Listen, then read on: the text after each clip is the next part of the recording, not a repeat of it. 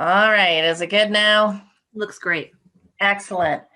All right. I was practicing with these guys earlier, so I'll just start with I don't know why I'm so nervous. I have done presentations for years. However, I'm usually in a room with people I know or at least have some idea about. And so this like looking onto my own screen with a list of people on the side that I haven't met before seems really weird to me. So I'm going to just start and say I'm going to use something that we used in my school that I just retired from, and that is name it to tame it, which is like when you're nervous or whatever feeling you're having, just say it, and that helps you kind of breathe and relax. So I'll name it to tame it and let you know. Thanks for the introduction. I am retired, but working part-time for CDE, at least through the end of this year. Really focusing on social emotional learning and mental health support. So I'll end the presentation today with some information about how you can contact me if I can be of any support from you from that perspective. I'm really happy to be here today to talk about the climate of a school and how that impacts youth mental health, and more broadly, the social and emotional health of everyone in the school community. One thing that is of really importance, great importance to me that I want to make sure I say is the belief that every adult in a school is an educator, regardless of your title.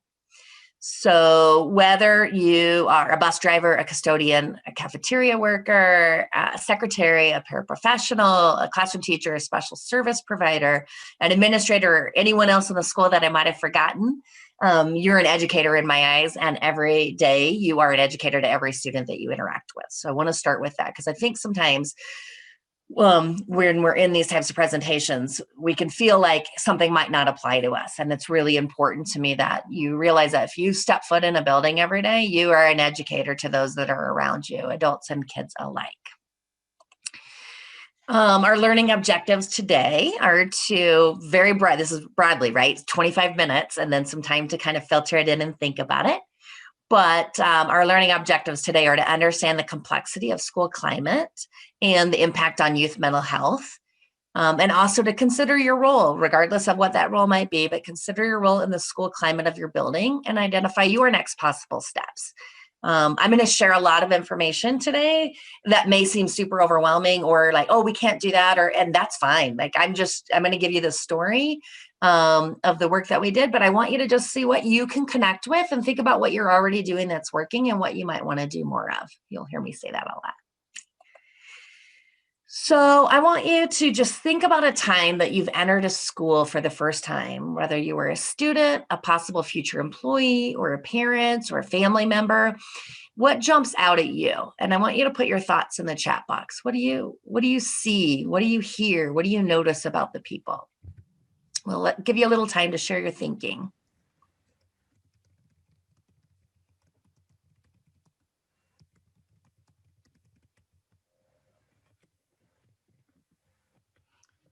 So from Dr. Belansky, she said she thinks of a really kind school secretary. I love that. From Jordan, we said their mood. Nick Cutforth says they're happy and excited to be there. Kelly from Holly says, I noticed how things look and whether or not people greet you. That's a great one. Nikki Johnson from Campo, are people smiling? Do they seem welcoming? Seen a lot of like welcoming people, the mood and how people look. Ben Ingman, whether they let me in. Good point. Kelsey Sherman says right now a lot of stress. Zach Doobie says look like a prison. Annette Coyne, how you're welcomed. Zaneta from Wiley says kids hugging teachers as they walk into school. Lisa from Centennial says it feels familiar. I grew up with most of the school staff, or the teachers were my teachers as well. Seeing setup and also security high. So that's a good point too, Brian, is that's a big thing that's part of kids' environments right now. And Carrie from Moffat says how people are communing with each other. Technology gives off a high-tech feel. All right. Thank you all so much for that. Happy greetings with concerns for well-being. All right. Keep it coming in the chat, but I'm going to turn it back over to Michelle. Awesome. Those are great ideas and great thoughts. Thank you so much for sharing. I pulled this, I'm going to be honest, this picture is not of the school I was at. It's a picture I pulled off the internet, but I like the wording that was on there. So remember that it's not about how new or how nice, because I think sometimes we're like, oh, if we worked in an older building, I'm going to show you a picture of the one I was at. It was built in 1972, had all kinds of issues. It didn't look like this. Let's just say that. It's not about how new or how nice it is. It's about how it feels to you. And you guys were saying this in the chat, and to those around you. Do you feel welcome? Like you belong there? Like you are going to get what you need when you enter those doors, if they let you in, Ben. And then it's about the educators and the students and their families and the community alike, and how are we gathered together in a way that feels like a place that you're supposed to be in and that you're going to be successful in. So as Ellie discussed last week, I want to tie it into that work too. Mental health is as important as physical health. So she shared these stats with us. 16.5% of youth aged 7 to 16 experienced a mental health disorder, an identifiable mental health disorder, in 2016. High schoolers with depression are more than 2 times likely to drop out. And I wonder if that number might go up with the pandemic.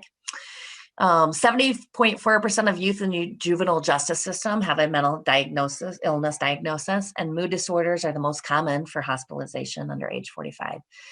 And depression is the leading cause of disability worldwide, which is pretty overwhelming and yet understandable. So wanted to just touch on those again. And that's the reminder of why everything we do in a school every day makes so much difference. So while I talk about things today, it may not be specifically about mental health, but it's about the foundation for things that are happening in a building that alleviate and remove some barriers, so that people can be as mentally healthy as possible. So as you know, mental health issues show up in schools in a variety of ways that range from external acting out and disrupting to internal behaviors like some self-harm or not completing their work or not participating in class or frankly not showing up. Our school climate is essential in helping prevent these types of issues as possible. We can't prevent all of mental illness because it happens. But if we can do and provide things that prevent some of that, that is fantastic, and we want to do that. We have to create an environment that supports those who are having mental health issues. And if we don't meet these needs, their brains cannot learn. And essentially, that's what our job is as educators. We prepare the brain to learn. I think sometimes I was a teacher before I was a school psychologist. So I think sometimes we spend so much time on pedagogy and content that we lose sight of the fact that really what we're there for is a conduit or a facilitator of learning. And so our job really is to prepare the brain to learn. And again, when I say this, I'm talking to educators of any sort. Again, if you're in the building, you're an educator. So how are you supporting students and other adults, frankly, in a way that helps their brains learn? So content means nothing without a brain that's prepared to absorb it. It's my opinion, and I feel like I might be right. I don't know. I recently attended a training. This was just actually yesterday, where the presenter said that the brain is a reward-seeking organ, and that really stuck with me. I really connected with it because our brains have to feel value. Like sometimes we feel like we shouldn't do things for a reward, or that kids shouldn't work for rewards. But the reality is that our brain is this reward-seeking organ, and we have to feel valued in order for our brains to work at their highest capacity. So we have to reward the brains of each other with connection and belonging, and then learning can occur. All right, so this quote: there are people who will say that we don't have time for school climate because we have so much on our plate. And my philosophy is that school climate actually is the plate that everything else has to go on.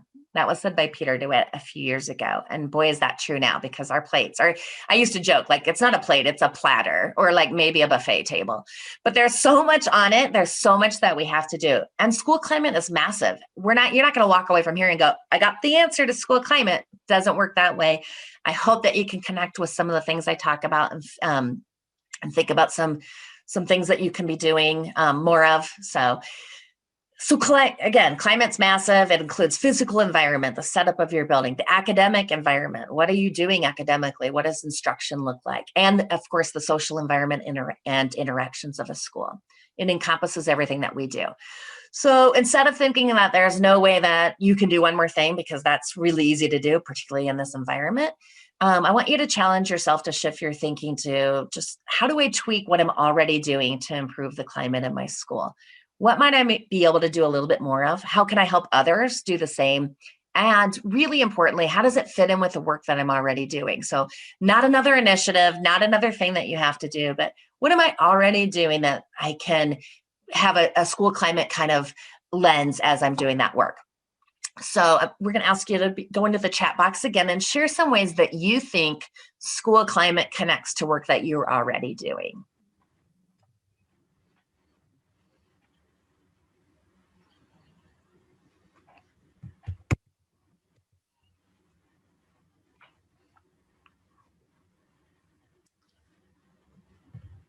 So while we're waiting for people to file in, I will speak that a lot of the work we're doing here at CRSHE, especially the Make It Happen team, we really focus on school climate as we help build out the comprehensive health and wellness plans. So I'm really excited to see what people are putting in, what things they're already doing. So I'm seeing Lauren from Wiley School District saying the lunch board being colorful with positive quotes on it. Blake from Sanford is saying kids seeing what we do away from school and bring into the classes. Zach Doobie from Holly, building a student-led fake government it's a critical thinking exercise. Awesome. Nick Cutforth says having examples of student work all over the place and having these regularly updated. Melanie Dominguez says a care closet so that basic needs are not a thing they have to worry about. Andrea from CDE says one-on-one connections with kids about something not related to their academics. Another thing from Lauren from Wiley School District says students' artwork displayed in the hallways makes it feel fun. Jane Elliott, during COVID, it seems that it is more about classroom climate. My goal is for a respectful, happy climate. Robin Purdue says student lockers decorated with positive quotes. Dean Thompson, climate sets the tone and gives identity to be a member of a school family. Shay from Wiley says teachers making sure the students know we see them, speaking to them by name. Kelsey says I have a mental health positive cork boards for some of my schools. Jeff from Wiley, building a mentorship relationship. Shaylee, students being involved in the staff wellness competition. I love that. We're getting a lot. So we're seeing things like positive quotes, hallways decorated, having a kindness wall, being positive and happy and connecting with them. So can keep these coming, but I'm going to go ahead and turn it back over to Michelle. Awesome. Thank you for sharing. Lots of great ideas. I hope that by doing that you can get some ideas that maybe you're already doing or something you've thought of doing, and maybe connect with each other during your breakouts and share some of those resources or ideas that you've done. So again, the whole idea of creating a positive school climate is that we want to remove any barriers to learning, right? Because in the long run, our ultimate goal is that our kids leave us having learned the content that they need and the skills that they need in order to be successful in life. And so we want to remove any barriers to learning. And to do that, we have to move away from solely focusing on content, curriculum, and pedagogy. Still have to do that. And first and foremost, focus on the needs of the learners in our schools, including the adults. You're going to hear me talk about that a lot. I call this the parallel process. We must teach and provide supports to the adults in our buildings in order for them to do the same for our students. I think sometimes we move towards things for kids without thinking about what we need to do for ourselves and each other. So this includes everyone, again, from custodial all the way up to administration and everyone in between, and also including our families and our community in that work. Our work is to help the system become systematic, right? By doing for adults what you want done for students. We have to teach, we have to model, we have to support so that we can be successful. All right, so Carla and Ben can attest to this. This is a little hard for me, to be honest, because I don't want to feel like I'm tooting my own horn, but I do want to share a journey that I'm incredibly grateful for being a part of. This wasn't done by me. It was done by an incredible team of educators. But to really make school climate come to life, I'm going to talk about a path that we took at the school I was principal at for the last 8 years until retiring last June. Our school, I said this earlier, so our school was built in 1972 and it has needed a new roof for at least 10 years. It has deferred maintenance issues throughout the building. So there's nothing new and bright and shiny about it. This is Lincoln Elementary in Loveland, Colorado. We couldn't change those things, no budget, no time, no people to do the work, right? But we could change the message we sent to those entering our learning community. I think one of you in the chat box earlier said it's like a prison. And is that the last thing we want our schools to feel like? And we know with like safety and security, we have to buzz into doors and stuff now. So there's already a feeling of some of that. So what do we do to complement that, or to take kind of the edge off of that when people walk in? So we decided that we would just kind of change that first impression of walking into the building. So the first thing we did was put a banner outside welcoming students, staff, families, and the community. We then moved some things around in the lobby to seem more welcoming, and instead of like a desk right in front, like check in here, just kind of move some furniture around. And we added some different signage for people to see as they first arrived. And our favorite find from our yard sale was this one, that "Come on in, we're awesome." And we had that front and center. And our belief was that seeing is believing, or reading it in your head every day anyway, is helping you to believe, yeah, we are awesome. We believed we were awesome, and we wanted our community to know it. So that was just an easy little way of just reminding ourselves as much as everyone else, come on in, you're welcome here. You want to be here. We want to be here. So sometimes I think we believe this type of thing is just fluff, but I don't think it is. You can't do the hard work of teaching and learning if you don't feel connected to your learning community. Think about that. We did this earlier. Think about the entrance to your office or school or the classroom. What is inviting and tells people you want them to be there and that you care about them? They're fairly easy adjustments to make to an environment, and yet they can make a very huge difference. I think it's important to remember, though, that they can't be used as just props. They have to be backed up by action. So you could have all the nice signs in the world and some nice potted plants and a comfy couch when you walk in, but they have to be backed up by actions, the way you greet each other, you talk to each other throughout the day, how you resolve differences together. Otherwise, it's just another sign on the wall, or a pretty potted plant, like I said. So we have to set the stage, but then we have to follow through with our actions. All right, so part of examining your school climate is uncovering who you are. What does your school say about itself? What do you believe in? What do you want your legacy to be? So beyond the sign, right? What else is it? So this is an example of a mission and vision statement that was written at Lincoln by an entire staff. We used all educators, again, all encompassing in the building. We did this over time with all the voices as part of the journey. And sometimes I don't think we realize how powerful vision and mission statements are, because they're only powerful if they mean something and if they're used all the time to make decisions, such as how staff are used, or how money is spent, or what resources are required, or what professional development is provided, etc. So we worked together, and our mission or our vision was engaging children. We want our children to be engaged in what they're doing in the building, regardless of what that might be. And we really wanted them to go out into the world that we are living in and enrich it, make it a better place. I mean, I think that's why you go into education. You want to work with kids, and you want them to leave being the best version of themselves. So then our mission statement, we were like, how are we going to make that happen? So we came out with, at Lincoln, we believe that every child deserves to feel physically, again, the safety side of it, emotionally and mentally safe. So that's the whole social emotional climate piece of it. And we strive to empower students by creating a learning environment that supports risk-taking and community building. And we inspire each child's growth every minute of every day. Now, obviously, this is an elementary school, so we went back and forth between child and youth and student and language. You can imagine the amount of wordsmithing that went into this. And really what we did is we just took out words like what's important to us and what's our foundation. And our foundation is that kids need to be physically, emotionally, and mentally safe.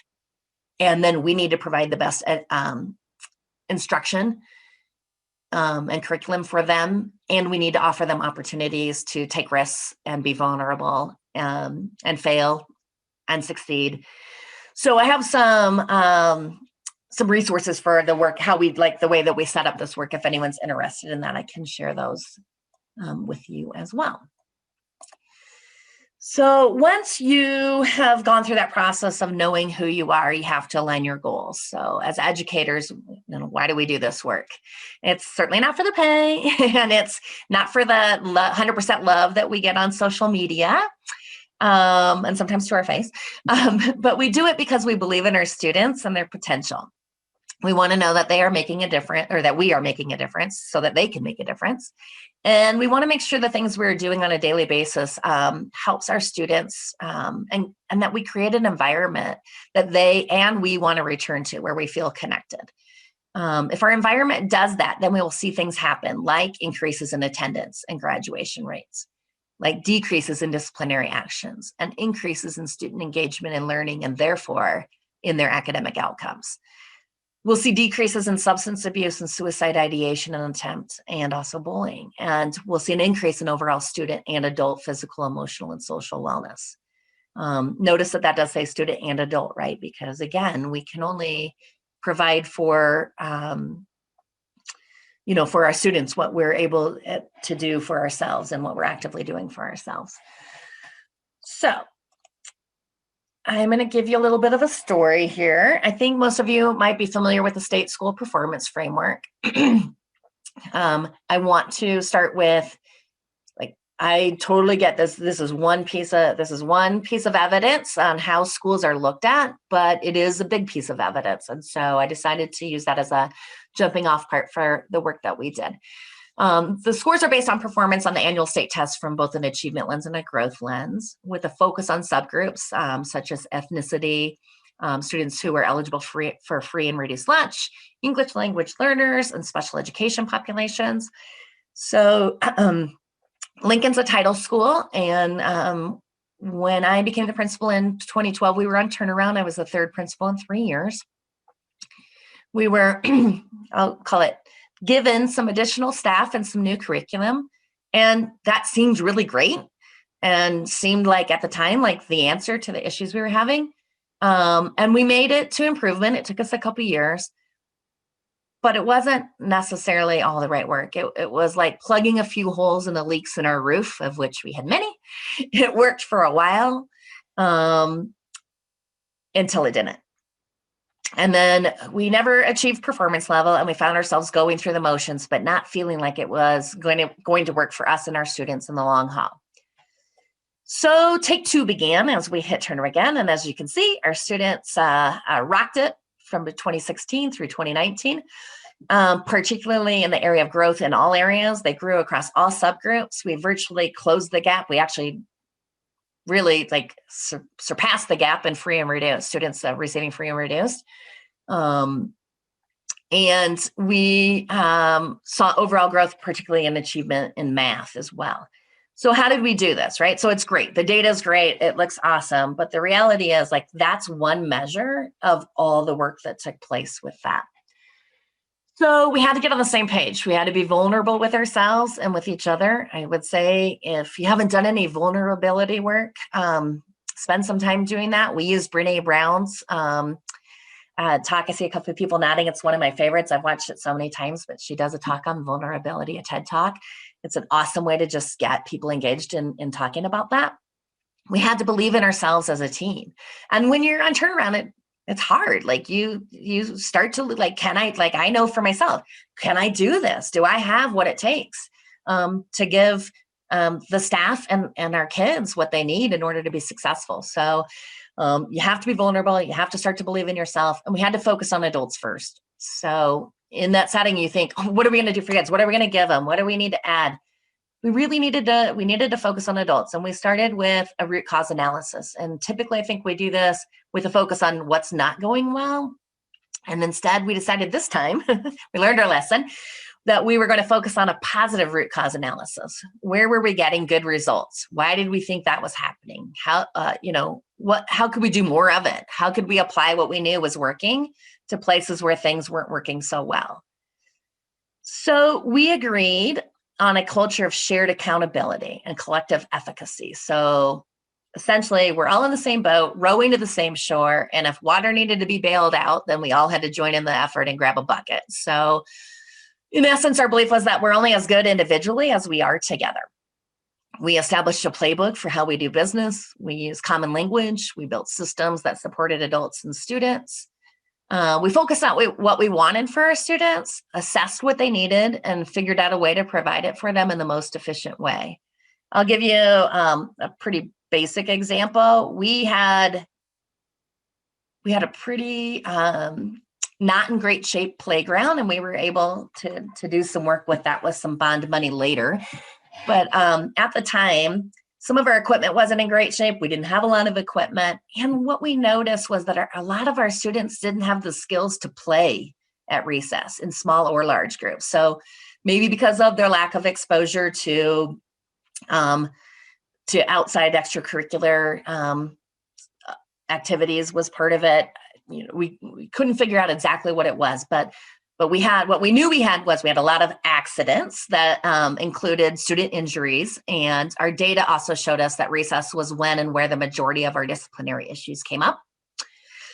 So some of you might relate with that. If you're secondary, it could be, passing period times, before and after school, cafeteria issues, whatever it might be. But for us, it was during recess. So we took a look at the data. We talked about what we thought the gap in skills was, and then we formed a team to plan how we could change those outcomes.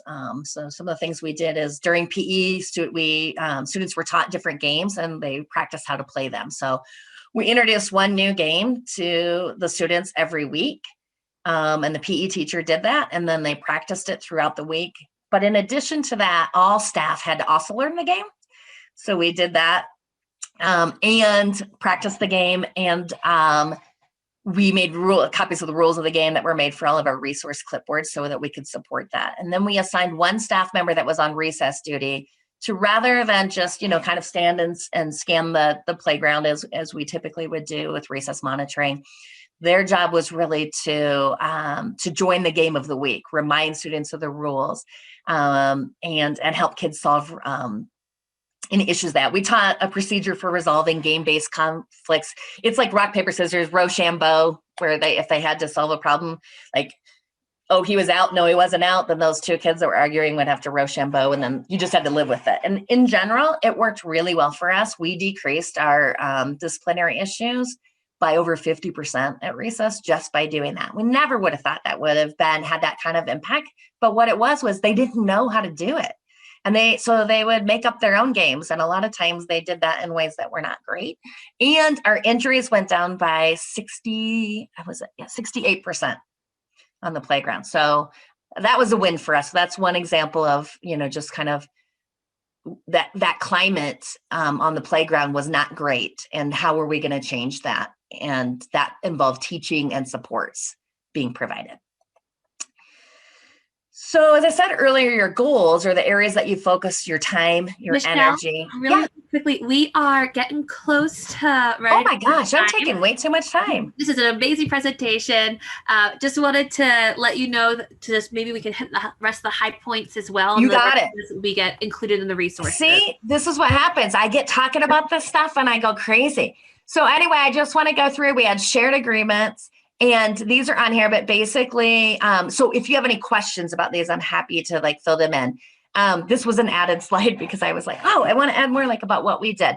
So all of this is around what we did to support each other. And again, I think you'll see throughout it, the supports for adults all the way through, and then how that trickled down to students. I would say the family engagement was a big part. I haven't talked about that. So Pie Nights are parent engagement night or parent information nights, parent information and engagement nights. And we really did have pizza and pie provided, but that's where we got information about their thoughts on things that we're doing. All right. So keep your eyes on what really matters. Our students, all of them, each of them, and they look different, they sound different, they learn different, but they all matter. And when you're educators, when all of your words and actions match that way of thinking, it's palpable, and students and their families know it.